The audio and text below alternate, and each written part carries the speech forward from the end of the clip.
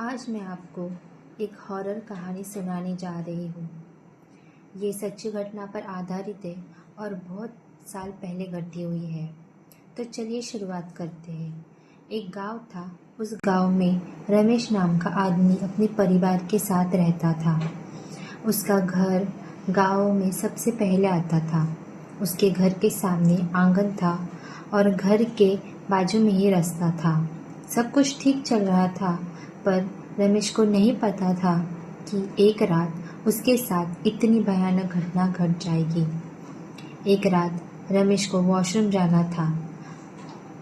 अब पहले के ज़माने में वॉशरूम घर में नहीं होते थे, लोग खेत में जाते थे और खेत रमेश के घर से ज़्यादा दूर नहीं था। वो उठा और घर से बाहर खेत में चला गया। वापस लौटते हुए उसे सड़क किनारे एक औरत बैठी दिखाई दी, जिसने अपना चेहरा नीचे किया था और बालों से ढका हुआ था और वो ज़ोर ज़ोर से रो रही थी। पहले तो रमेश ने सोचा क्या करूँ, जाऊँ या नहीं, पर जब उसका रोना बंद नहीं हुआ तो रमेश से रहा नहीं गया और वो उसके पास जाकर पूछने लगा, बहन, ओ बहन, इतनी रात को यहाँ क्या कर रही हो और रो क्यों रही हो? पर उसका कोई जवाब नहीं आया। रमेश ने यही सवाल 3-4 बार फिर से पूछा। अब उसका रोना बंद हो गया। ये देख के रमेश भी शांत हो गया। धीरे धीरे उस औरत ने अपना चेहरा ऊपर किया। उसके बाल उसके चेहरे से हट गए। जैसे ही रमेश ने उसका चेहरा देखा, वैसे उसके पसीने छूट गए। उसके हाथ पैर कांपने लगे, क्योंकि वो कोई इंसान नहीं थी, बल्कि वो एक चुड़ैल थी। पर वह उसे देखते ही बहुत डर गया।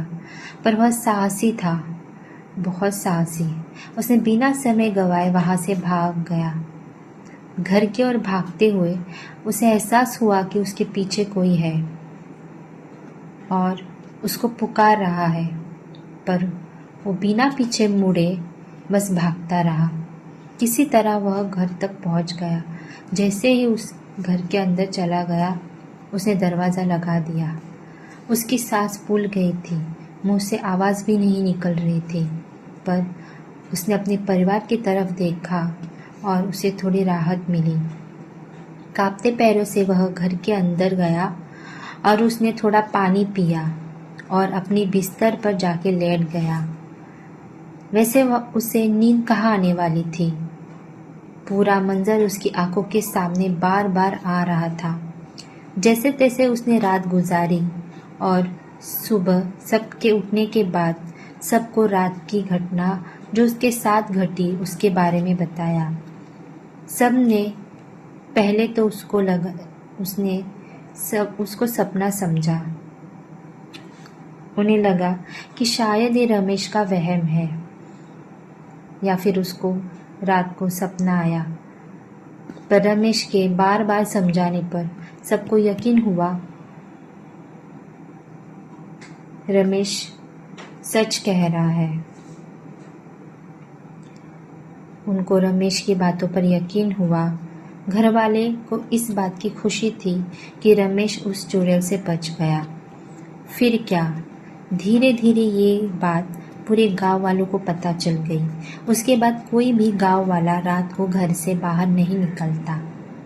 अगर आपको यह कहानी अच्छी लगी तो आप मेरे वीडियो को लाइक कीजिए, और अगर ऐसी और भी हॉरर कहानियाँ आपको पसंद है और आप सुनना चाहते हैं तो मेरे चैनल को सब्सक्राइब कीजिए। ऐसी ही कहानियाँ मैं आपके लिए और लेकर आऊँगी। तो मिलते हैं अगले वीडियो में।